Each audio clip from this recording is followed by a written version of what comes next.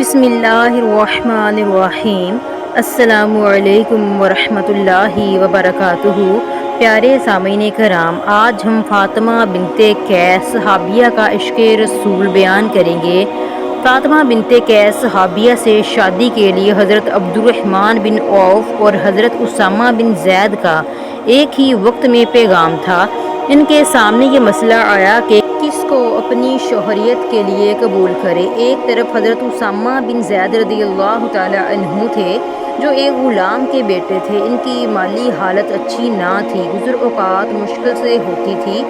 دوسری طرف حضرت عبد الرحمن بن عوف رضی اللہ تعالی عنہ تھے، جو ایک صاحب ثروت شخص تھے۔ اللہ تعالیٰ نے خوب مال و دولت سے نوازا ہوا تھا۔ فاطمہ بنت قیس نے یہ فیصلہ رسول صلی اللہ علیہ وآلہ وسلم کی مرضی پر چھوڑ دیا۔ آپ صلی اللہ علیہ وآلہ وسلم نے ان کا نکاح حضرت اسامہ بن زید رضی اللہ تعالی عنہ سے کرانے کا مشورہ دیا۔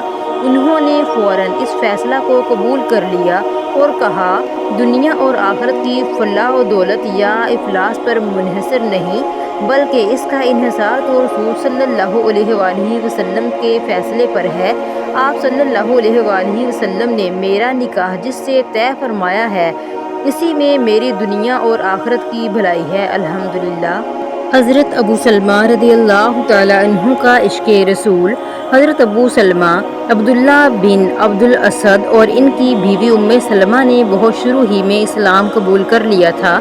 رسول اللہ صلی اللہ علیہ وآلہ وسلم کی محبت میں اپنا سب کچھ قربان کرنے کو تیار رہتے تھے۔ جب انہوں نے مکہ سے مدینہ کی طرف ہجرت کا ارادہ کیا تو اپنے ساتھ اپنی بیوی اور بچے سلمہ کو بھی لے لیا۔ انہوں نے اپنی بیوی اور اپنے نور نظر سلمہ کو ایک اونٹ پر سوار کر کے خود ساتھ ساتھ چلنے لگے۔ کسی طرح ان کے سسرال والوں کو پتہ چل گیا کہ عبداللہ ان کی لڑکی کو لے کر ہجرت کر رہے ہیں۔ ان کے سسرالی قبیلہ بنو مغیرہ نے انہیں گھیر لیا اور کہا، تم ہمارے قبیلہ کی لڑکی کو مدینہ نہیں لے جا سکتے، یہ ہماری امانت ہے۔ یہ بات کہہ کر انہوں نے ام سلمہ کو ان سے الگ کر لیا۔ ابھی یہ بات ہو ہی رہی تھی کہ خود ابو سلمہ کے قبیلہ بنو عبد الاسد کو بھی معلوم ہو گیا۔ وہ بھاگتے ہوئے آئے اور ان کے چھوٹے بچے کو بھی چھین لیا۔ یہ بچہ ہمارے قبیلے کی امانت ہے، اس کو تم ساتھ نہیں لے جا سکتے۔